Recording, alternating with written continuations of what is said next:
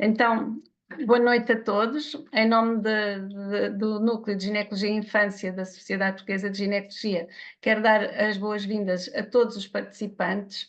A ideia foi fazer vários pequenos webinars sobre temas muito específicos e envolver as pessoas que trabalham na área da ginecologia de infância e adolescência a nível nacional. Estes webinars são promovidos pelo Núcleo com o patrocínio da Sociedade Portuguesa de Ginecologia, a quem agradecemos todo o apoio, principalmente a nível informático, assim como com a colaboração do Núcleo de Comunicação, que tem um papel muito importante na divulgação e na organização destes webinars. Este é o segundo webinar de uma série que temos planeados para partilhar a experiência e conhecimento nesta área e, quem sabe, acicatar o interesse dos colegas mais novos. Hoje vamos falar de hemorragia uterina anormal na adolescência e, para o efeito, contamos com a colaboração das colegas do Centro Materno-Infantil do Norte, onde existe uma consulta assumida pela doutora Eugénia Fernandes. As palestrantes vão ser a doutora Inês Gil e a doutora Flávia Ribeiro, internas do CMIN, e que prepararam as apresentações sob a orientação da doutora Eugénia. Durante o webinar poderão colocar questões, veem aí embaixo o Q&A, onde podem ir escrevendo as vossas perguntas, que está na barra inferior do ecrã, e iremos tentar responder, se calhar mais no fim das apresentações, consoante a disponibilidade de tempo. Vamos também disponibilizar um e-mail para onde podem depois, no final, enviar as vossas dúvidas ou sugestões, que não responderemos durante o webinar, mas podemos responder depois. Espero que este webinar corresponda às vossas expectativas.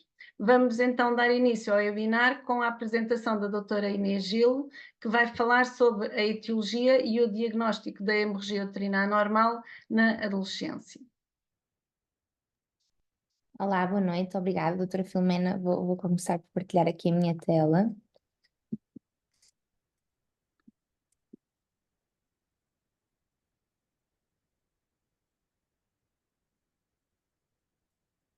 Vamos ver se conseguimos aqui. Já me estão a ver, não já? Muito obrigada, doutora Filomena, e queria gostar também de começar por agradecer ao Núcleo e à Sociedade Portuguesa de Ginecologia pela oportunidade e por fomentarem este tipo de iniciativa, e aos colegas que estão presentes e a todos aqueles que mostraram interesse, mesmo os que não conseguiram cá estar.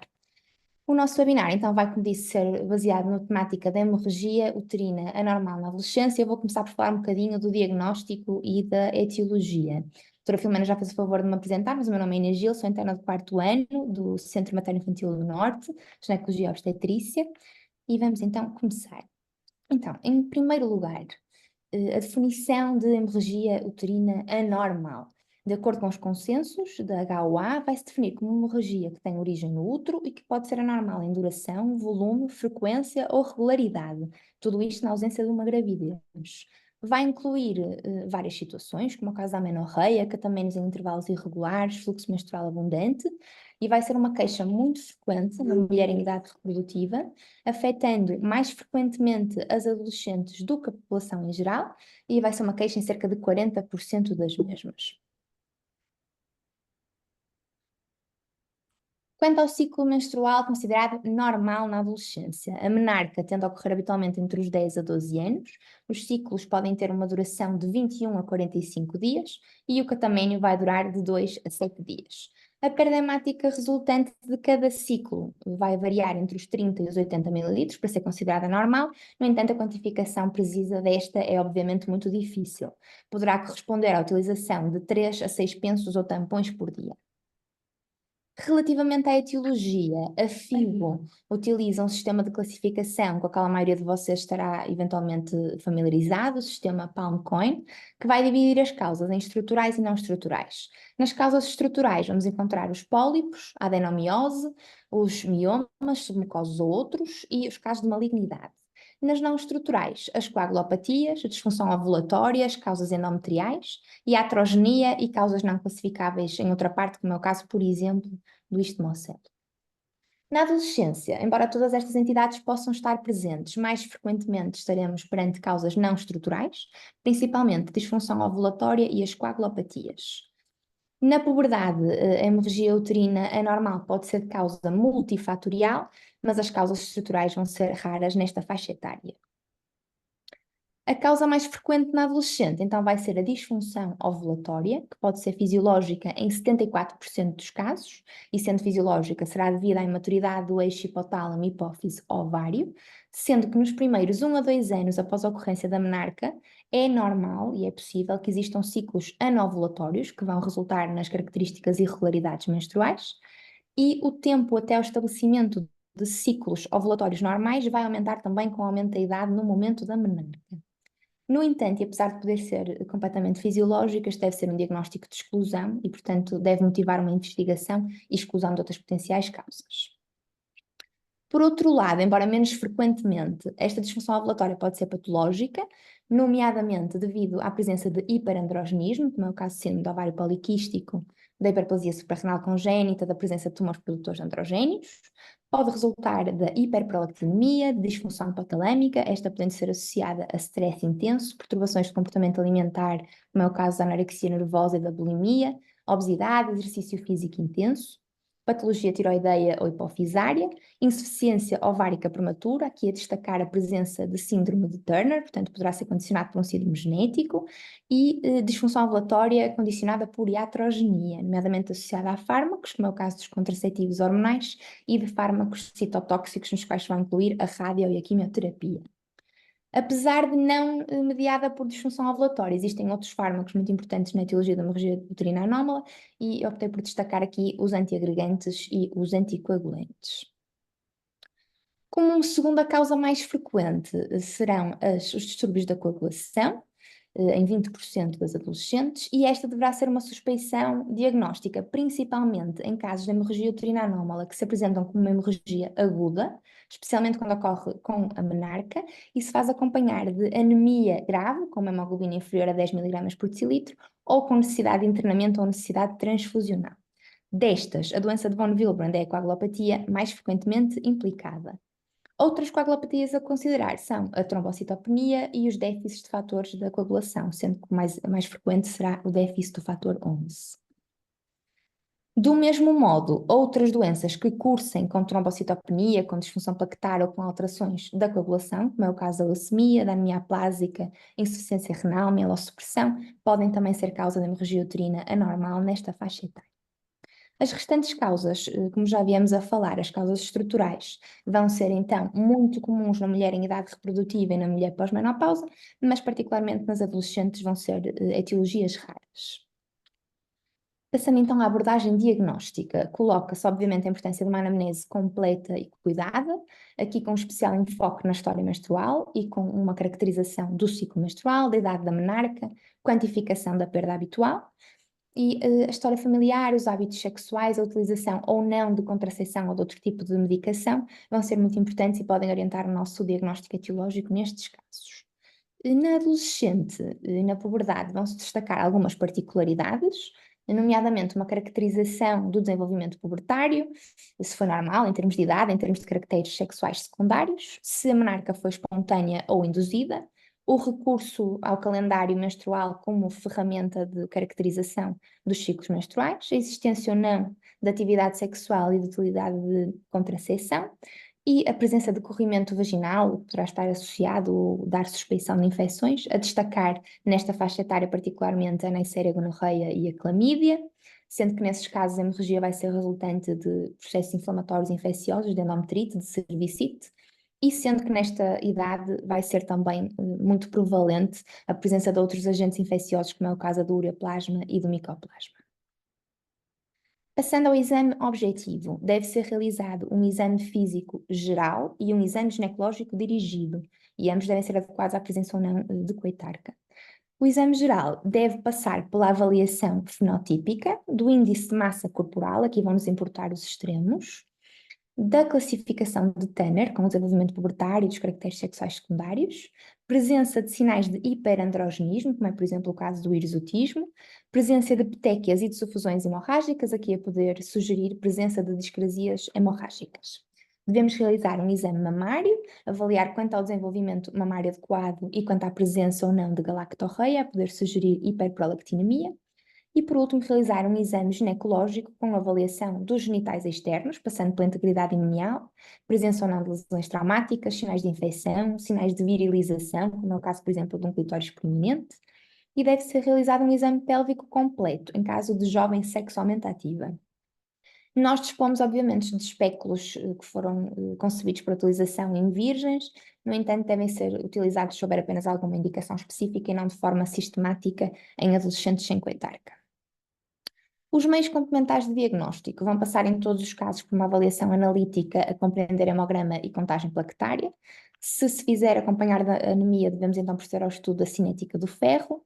Podemos ter indicação para estudo da coagulação, em que o tempo de protrombina e o tempo de tromboplastina parcial ativada serão os mais importantes. Sempre exclusão de gravidez com teste urinário ou sérico. Realização da ecografia pélvica por qualquer uma das vias, transvaginal, suprapúbica ou transretal, também aqui adequado à presença ou não de coetarca. E, em último lugar, a ressonância magnética pélvica, que vai ser um exame de imagem reservado a casos selecionados, nomeadamente se o exame ginecológico ou se a avaliação ecográfica não forem esclarecedoras. Para além disso, em alguns casos, e tendo em conta os achados ao exame objetivo e à história clínica, poderá existir suspeita de infecção, principalmente no caso de adolescente sexualmente ativa, e aqui devemos fazer a pesquisa da Clamídia trachomatis e da Neisseria gonorreia. Por outro lado, perante suspeita de endocrinopatia, deveremos proceder ao dozimento hormonal, TSH, prolactina, FSH, LH, estrogénios, progesterona, testosterona total e livre e outros componentes mais específicos como a androstenediona, o sulfato de dihidroepiandrosterona, a 17-hidroxiprogesterona, entre outras. E nestes casos, se houver alterações ou se houver indicação, então deverá ser orientada para a consulta de endocrinologia. Aqui também a importância de uma abordagem multidisciplinar nos casos de hemorragia uterina anormal na adolescência. Por último, apenas uns pontos chaves que podem e devem ficar depois desta pequena apresentação, que a hemorragia uterina anormal vai ocorrer muitas vezes na forma de irregularidades menstruais, que vai ser uma queixa muito frequente na adolescente e com que se vão deparar de certeza na vossa prática clínica. A importância de uma adequada caracterização da história menstrual e, portanto, por um lado, devemos explicar à adolescente e aos pais que é normal a existência de irregularidades menstruais nos primeiros anos após a menarca e, portanto, aqui evitar o overdiagnosing, mas, por outro lado, sempre que se justificar, fazer aqui um estudo completo e dirigido. A disfunção ovulatória vai ser a principal causa na adolescência, sendo que será maioritariamente fisiológica, e o estudo etiológico deve ser completo, mas adequado não só à faixa etária, como à história de atividade sexual. Isto era um bocadinho do que tinha para vos dizer acerca do diagnóstico e da etiologia, e passo então a palavra à minha colega que vai continuar com a abordagem terapêutica. Obrigada.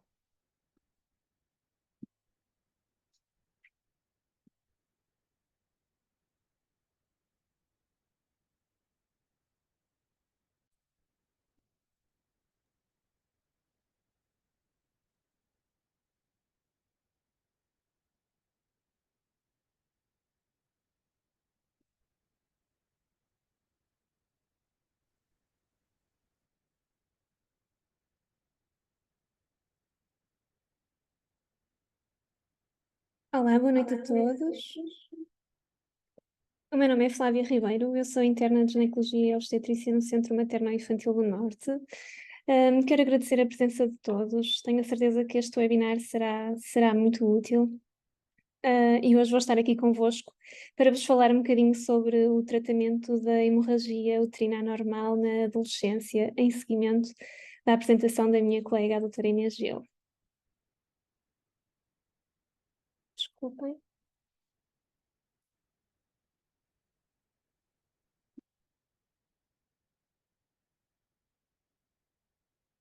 Portanto, a abordagem terapêutica da hemorragia varia de acordo com a intensidade, ou diria até com a gravidade da hemorragia. E podemos classificá-la em três modos. A hemorragia ligeira, que é normalmente quando a adolescente ainda não apresenta anemia. A hemorragia moderada, quando a hemoglobina se encontra entre os 10 e os 12. E a hemorragia grave, quando estamos perante uma adolescente com uma hemoglobina inferior a 10. Começando pela abordagem da hemorragia ligeira, nestas situações o que devemos fazer é esclarecer e tranquilizar a adolescente, podemos propor a realização de um calendário menstrual e até sugerir a administração de anti-inflamatórios não esteroides, se não houver contraindicação durante a menstruação. Podemos reavaliar aproximadamente em 3 a 6 meses. De referir que nestas situações não é obrigatório ou recomendado o início de terapêutico hormonal, a não ser que a adolescente demonstre desejo contraceptivo. Relativamente à abordagem da hemorragia moderada, esta pode ser classificada perante a presença de hemorragia ativa e, portanto, se estivermos perante uma situação de hemorragia moderada sem hemorragia ativa, o que está recomendado é uma terapêutica combinada com terapêutico hormonal ou mais um anti-inflamatório não esteroide. Sendo que, relativamente à terapêutica hormonal, podemos recomendar, se não houver contraindicação, isto é, se não houver antecedentes de tromboembolismo, hipertensão, lúpus, enxaqueca com aura, entre outros, podemos recomendar um esquema monofásico com pelo menos 30 a 35 microgramas de etinilestradiol. Perante alguma contraindicação, o que está recomendado é um esquema comprostativo cíclico, durante 10 a 14 dias por mês, durante 3 a 6 meses. Os prostativos recomendados são o acetato de medroxiprogesterona 10 mg, o acetato de norestirenona 5 mg, a progesterona micronizada 200 mg ou a dihidrogesterona 10 mg. Não nos podemos esquecer também que estas adolescentes têm valores de hemoglobina mais baixos e que, portanto, temos de tratar a anemia. Perante um caso de hemorragia moderada com hemorragia ativa, o esquema é um bocadinho diferente e, portanto, o que está recomendado é a realização de terapêutica hormonal combinada de modo contínuo durante 3 a 6 meses, ou então podemos fazer um esquema alternativo 2 vezes por dia até a diminuição do fluxo e depois 1 vez por dia durante 21 dias. Se existir contraindicação, podemos então também sugerir um esquema comprostativo cíclico. Devemos também tratar a anemia. De referir que os esquemas comprostativos cíclicos não são métodos contraceptivos e, portanto, se a adolescente demonstrar um desejo de contracepção, podemos sugerir outros métodos, como, por exemplo, um dispositivo intrauterino, um implante de etonogestrel ou um prostativo contínuo. Relativamente à abordagem da hemorragia uterina anormal aguda, sobretudo, esta parte é sobretudo importante porque nos chegam muitas vezes à urgência, a primeira coisa que devemos fazer sempre é averiguar a estabilidade hemodinâmica. E, portanto, se estivermos perante uma adolescente com estabilidade hemodinâmica, o que devemos fazer é começar com uma terapêutica em regime inicial, que depois passa a uma fase de consolidação de aproximadamente 3 semanas. O regime inicial caracteriza-se com a utilização de estrogénios orais em doses mais elevadas, ou podemos fazer, por exemplo, uma pílula combinada de 6 em 6 horas até parar a hemorragia ou até a reavaliação em 48 horas. Mais uma vez, existem também os esquemas quando existe contraindicação para a utilização de estrogénios, como é o caso do acetato de medroxiprogesterona ou do acetato de megestrol durante 7 a 10 dias, ou o acetato de norestirenona, num esquema de 5 a 10 mg oral 4 vezes por dia durante 4 dias, depois passa a 3 vezes por dia durante 3 dias, depois 2 vezes por dia durante 7 dias e diariamente, até iniciar o tratamento de manutenção. O regime de consolidação cursa com doses de estrogénios mais baixas e, por exemplo, enquanto que no regime inicial tínhamos um comprimido de 6 em 6 horas durante 48 horas, aqui passamos a um comprimido de 8 em 8 horas durante 2 a 7 dias, depois a um comprimido de 12 em 12 horas durante 2 a 7 dias, isto sempre de acordo com a resposta à terapêutica, e depois um comprimido por dia. Relativamente aos prostativos, também fazemos a redução progressiva da dose, que também já tinha explicado previamente. Perante uma adolescente com instabilidade hemodinâmica, então a abordagem aqui é diferente. E aquilo que devemos fazer é pedir ajuda, ativar a equipa multidisciplinar. Normalmente temos protocolos de serviço com guias orientadoras e, portanto, vamos fazer a abordagem ABCDE, colocar 2 acessos venosos, iniciar fluidoterapia, fazer estudo analítico com gazimetria. Devemos, nestas situações, também administrar ácido tranexâmico pelo menos até 3 horas após o início da hemorragia. E nestas situações devemos também fazer, tal como a Inês explicou, o exame ginecológico. Devemos procurar causas para esta hemorragia aguda grave. Podemos também fazer um tamponamento uterino, como por exemplo com um balão ou com compressas, e de referir que as abordagens mais invasivas, como por exemplo a cortagem, já são situações de últimas linhas. Uma vez que falei do ácido tranexâmico, fazer aqui um parênteses relativamente aos agentes antifibrinolíticos. De facto, temos o ácido tranexâmico e o ácido aminocaproico, são muito úteis, sobretudo nestas situações mais graves ou então em situações em que não conseguimos uma boa resposta isoladamente com a terapêutica hormonal. E de referir que o ácido tranexâmico é mais potente que o ácido aminocaproico e que também tem contraindicações bem definidas e, portanto, não devemos prescrever, por exemplo, em senhoras com antecedentes de tromboembolismo ou doença renal grave. Relativamente aos critérios de internamento, devemos internar adolescentes que apresentem uma hemoglobina inferior a 7, que tenham uma hemoglobina entre 8 a 10 com hemorragia ativa, que apresentem instabilidade hemodinâmica, que tenham anemias sintomáticas, que necessitem de terapêutica endovenosa ou que necessitem de intervenções mais invasivas, portanto, intervenções cirúrgicas. De referir que estas situações mais graves requerem sempre avaliação multidisciplinar, seja dos colegas da hematologia, da imunohemoterapia, da endocrinologia e até em situações mais específicas da medicina interna. Uma vez realizado o tratamento de fase aguda, quando obtemos boa resposta, devemos então avançar para um tratamento de manutenção. E este, se for com contracepção ou com terapêutica hormonal combinada, varia de acordo com o valor da hemoglobina. E, portanto, se estivermos perante uma adolescente com um valor de hemoglobina inferior a 10, o que está recomendado é fazer terapêutica hormonal contínua durante 3 meses, com hemograma mensal até uma hemoglobina superior a 10, e a reavaliação do hemograma aos 3 e 6 meses até a hemoglobina estar acima de 12. Depois o esquema passa a cíclico durante 6 meses e claro que depois a adolescente pode manter o tratamento se pretender o desejo contraceptivo, se tiver desejo contraceptivo. Relativamente aos casos com hemoglobina superior a 10, o esquema pode ser cíclico durante 3 a 6 meses, com reavaliação de hemograma a cada 3 a 6 meses, até a hemoglobina estar acima de 12. Relativamente aos esquemas com prostativo, estes esquemas podem variar de acordo com o desejo contraceptivo. Isto é, tal como expliquei, os regimes com prostativo cíclico não são contraceptivos, portanto, se não for do desejo da adolescente, podemos prescrever estes esquemas que normalmente são administrados nos primeiros 10 a 12 dias de cada mês.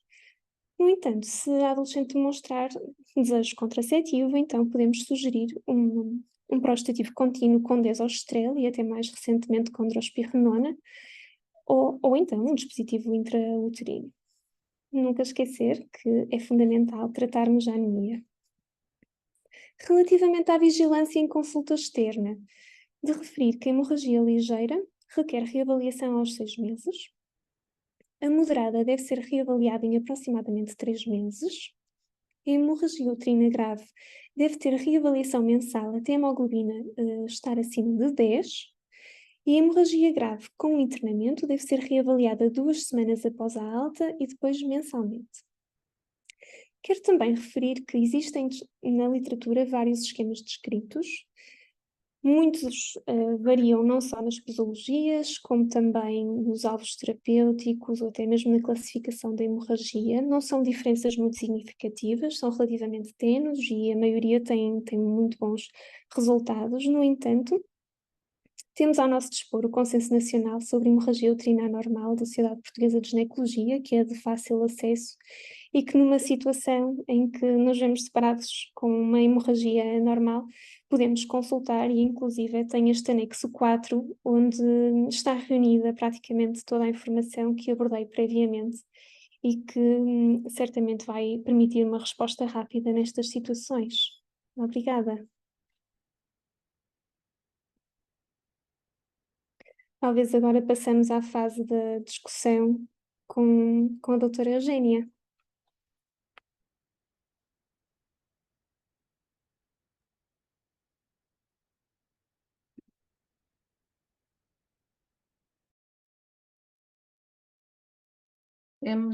Temos aqui uma pergunta. Não sei se a doutora Eugénia quer comentar. Boa noite a todos. Pronto, eu gostaria, depois desta apresentação etiológica e de diagnóstico, seguida da terapêutica, eu gostava de relevar a importância de todos os serviços que dispõem de uma consulta diferenciada de atendimento, patologia ginecológica e pediátrica e da adolescência, a importância, dizia, de disporem de protocolos de orientação clínica para, por um lado, uniformizar a abordagem terapêutica. Ao mesmo tempo, essa uniformização da abordagem vai nos permitir fazer uma avaliação posterior dos outcomes, dos resultados, com vista a processos de introdução de melhoria contínua. Eu gostaria também de falar sobre a importância de revisitar a abordagem da hemorragia uterina aguda grave profusa, que cursa com instabilidade hemodinâmica e que, portanto, se pode considerar life-threatening. Esta abordagem em equipe multidisciplinar, que exige uma atuação de celeridade, de eficácia, de coordenação, portanto, tem que ser treinada e deve estar disponível para consulta imediata em todos os serviços que prestam atendimento urgente. Gostaria de realmente realçar a importância da articulação com a medicina interna, com a anestesia, com a imunohemoterapia, com a hematologia clínica e em determinadas circunstâncias podemos inclusivamente precisar da colaboração da radiologia de intervenção. Portanto, a abordagem precoce e atempada dos mecanismos fisiopatológicos que estão subjacentes ao choque hipovolémico, como é o caso da hipotensão, da acidose, da hipotermia e mesmo da coagulopatia que se lhe segue. São situações que exigem uma atuação imediata no sentido de corrigir a acidose e ao mesmo tempo fornecer, portanto, a volémia, que neste caso se encontra diminuída, portanto, tendo em consideração as necessidades quer de administração de cristalóides aquecidos, quer da administração de derivados do sangue. Basicamente, era isto que eu queria relevar, portanto, a importância de haver protocolos clínicos para a atuação na hemorragia uterina anormal na adolescência e, ao mesmo tempo, o treino e a atuação em conjunto articulada com equipes multidisciplinares de forma a que uma situação que felizmente é rara, mas que é life-threatening, tenha um bom outcome.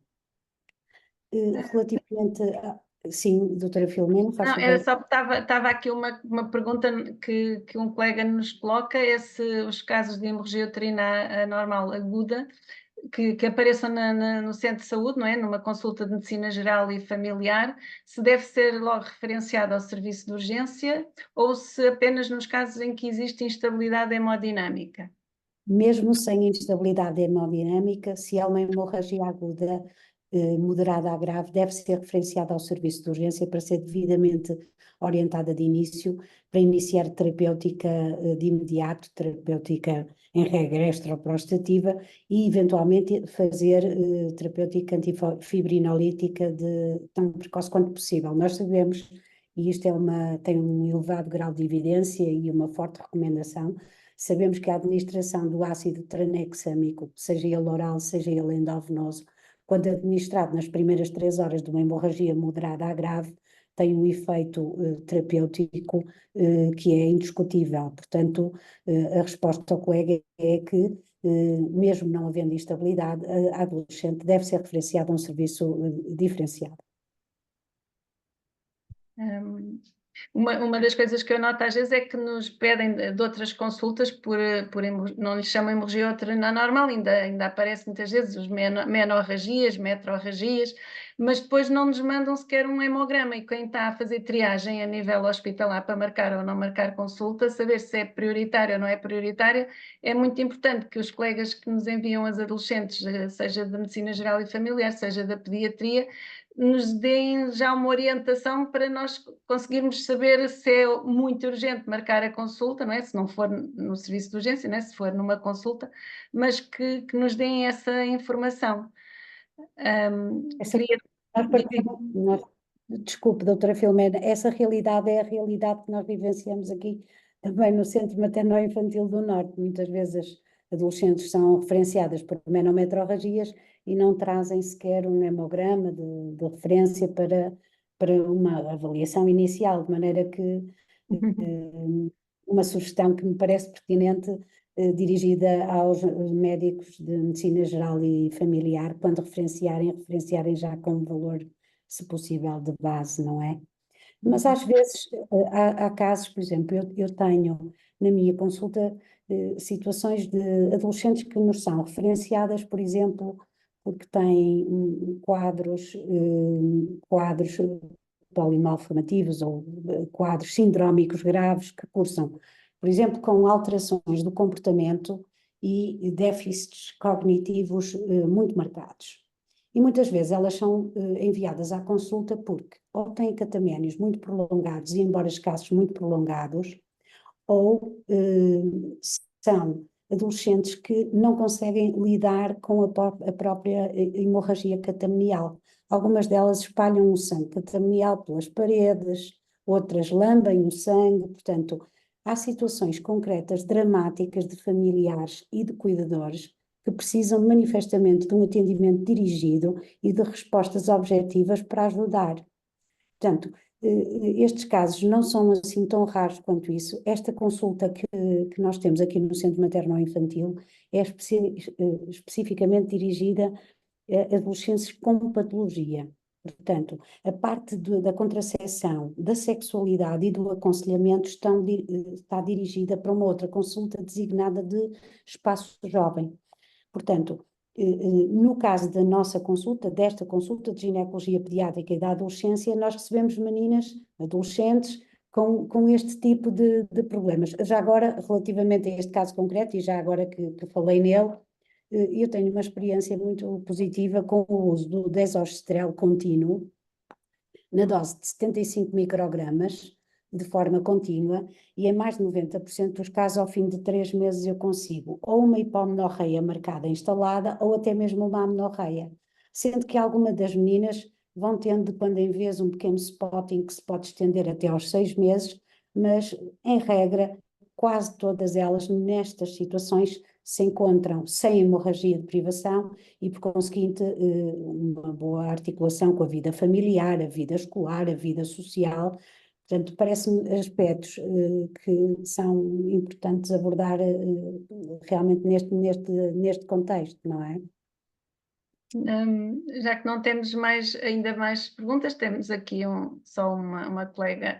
Agora já está aqui uma pergunta de esquemas de anti-inflamatórios.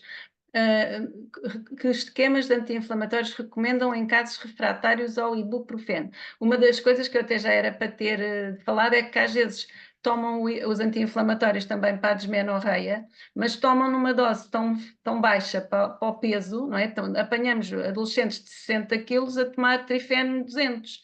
E depois, se calhar, isso até acaba por condicionar um aumento do fluxo, além de não aliviar a desmenorreia, ainda lhes aumenta às vezes o fluxo, porque é uma dose baixa demais. Portanto, temos que ter sempre em conta que a dose do anti-inflamatório tem que estar de acordo com o peso. Mas, Exato. relativamente...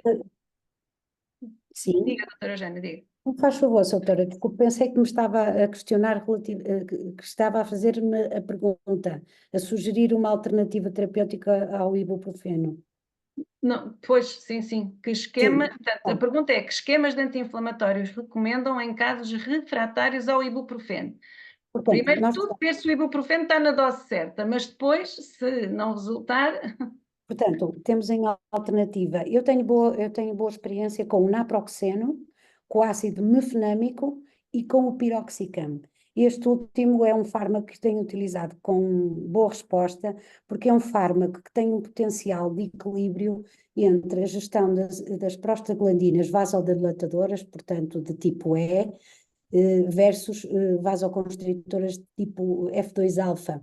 E, portanto, é um anti-inflamatório que, além de ter o potencial analgésico, tem também o potencial de equilíbrio destas prostaglandinas e de estabilização da disrupção endometrial. Portanto, ao promover a ação quer plaquetária, quer dos fatores de coagulação, resultantes deste balanço, deste equilíbrio entre as prostaglandinas vasodilatadoras e vasoconstritoras que atuam a nível endometrial. Por outro nós lado, aqui, estava só a dizer que nós não temos um mefenâmico aqui no Sul, pelo menos. Vocês ainda têm? Constant, sim. Nós já não conseguimos prescrever há muito tempo. Há mais. O piroxicam, portanto, o piroxicam, que é o Felden ou o Reumoxicam, o nome comercial, passo Publicidade.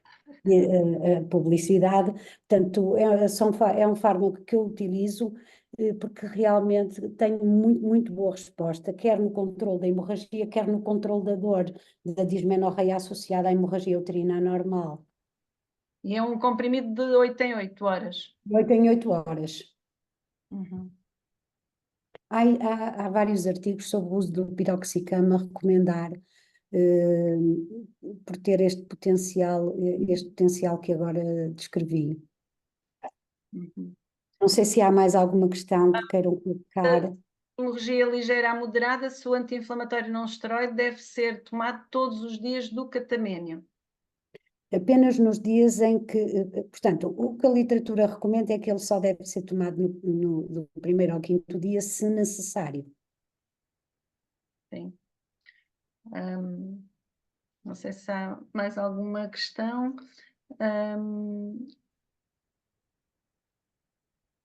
Acho que não temos aqui mais perguntas. Em relação também eu fiz aqui uma anotação quando a Flávia estava a falar, porque também já não temos o acetato medroxiprogesterona. Nós aqui também não conseguimos prescrever comprimidos de acetato medroxiprogesterona, só a dihidroesterona ou a progesterona micronizada são os únicos Exatamente, são os prostativos que temos conseguido. De qualquer forma, ainda conseguimos o acetato megestrol, portanto, o Megace, na dose de 40 a 80 miligramas, e é uma alternativa na falha da noradiosterona. noretestosterona. Exatamente. Pois, portanto, ficamos com o megestrol. O acetato megestrol, Sim, ficamos com a progesterona micronizada na dose de 200 miligramas dia, ficamos com a dihidrogesterona, e pouco mais. Acho que não temos mais. na formulação oral não temos mais, não. E a progesterona micronizada deve ser tomada à noite ao jantar, não é? Exatamente, e tem que ser tomada durante 12 dias, pelo menos, e os artigos são mais ou menos uniformes nesta recomendação. 12 dias. Uhum. Bom, parece que não temos mais perguntas. Eu vou partilhar um slide com o e-mail do Núcleo de Ginecologia e Infância, para onde podem enviar mais questões e pode deixar de partilhar este slide, doutora Eugénia, para eu pôr o outro. Sim, com certeza.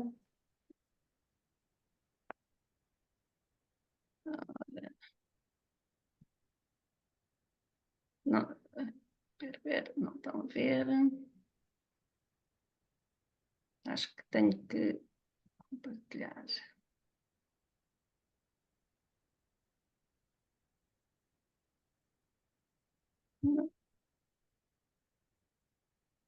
Não estou a conseguir compartilhar. Parou quando a janela foi fechada. Ok. Já encontrei. Acho que agora já estão a ver, não é? Sim, Não consigo pôr em grande, tenho aqui uma barra no meio, mas pronto, mas consegui ver o e-mail já. já consegue ver? Já sim. Pronto, podem enviar para este mail algumas dúvidas e até sugestões que queiram colocar ao núcleo. Está aqui a surgir uma questão, doutora Filomena, portanto, nas pílulas combinadas que prostativo recomendam. A minha experiência pessoal e com boa resposta é utilizar, portanto, o etinilestradiol na dose de 30 associado ao Dianogeste. Tem excelentes resultados. Ou então ao Gestodeno. Ambos têm bom controle de ciclo. Ambos estes prostativos, quer o Gestodeno, quer o Dianogeste, estabilizam quer o componente estromal do endométrio, quer o componente vascular, portanto são ótimos estabilizadores e parecem-me boas opções. Sim, também uma das coisas que eu me lembrei ao longo da apresentação, às vezes quando a hemorragia uterina normal até não é muito intensa e não há sequer anemia, mas se houver desmenorreia, se calhar isso já pode ser uma razão para começar uma terapêutica hormonal. Quando Exatamente. se juntam vários fatores, não é? Às vezes nenhum E deles, muitas vezes, mas todos juntos já podem justificar. exatamente, e muitas vezes associar a analgésicos e anti-inflamatórios, o que for necessário, não é? Sim, portanto, agora temos muito aquele problema da endometriose, não é? Da suspeita de ser endometriose, quer dizer, na dúvida a gente trata sempre, não é? Não se justifica nenhuma adolescente sofrer com a menstruação no século XXI. Agora está na moda, todas as adolescentes vêm à consulta e dizem: a minha mãe diz que eu que tenho endometriose. Pronto. Olha, agora ainda não temos definido o próximo webinar, que será em setembro. Vamos interromper agora durante o verão, porque provavelmente estaremos muito ocupados a fazer urgências ou então as merecidas férias, mas o próximo webinar será em setembro e oportunamente vamos fazer a divulgação do tema e de qual será a consulta a nível do país que vai falar nesse. Nós queremos envolver todos os colegas, não queremos centralizar só num grupo, não é? E, portanto, contamos com a colaboração de todos e espero que estes webinars correspondam às expectativas e que possamos também fazer com que os mais novos queiram dedicar-se à ginecologia da infância e adolescência. Por mim, uma boa noite e obrigada a todos.